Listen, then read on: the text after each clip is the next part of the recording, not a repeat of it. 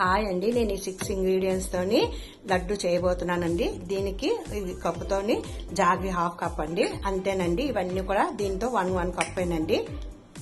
ఇవన్నీ నేను లైట్ గా ఫ్రై చేశానండి. ఇప్పుడు ఇది పౌడర్ చేసి లడ్డు ఎలా చేసుకోవాలో చూపిస్తాను. ఇదిగోండి, కళాయి పెట్టాను. ఈ బౌల్తో ఒక బౌల్ వాటరు, ఈ జాగ్రీ వేసి మరబెట్టడమేనండి, పాకం అక్కర్లేదు. ఇదిగోండి, నేను పాకం తీయలేదు, ఇది ఇలాగే వాటర్ లాగే ఉంటది. ఇందులోని నేను ఇగో క్రంచీగా పౌడర్ వేసానండి.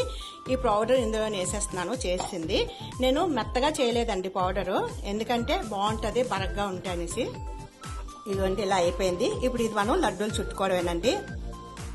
ఫైనల్ గా మన లడ్డు తయారైపోయిందండి. నేను ఈ లడ్డూలు చేసుకున్న నుంచి ముడుకుల నొప్పులు, మోకాల నొప్పులే తగ్గాయండి. మీరు కూడా ట్రై చేయండి.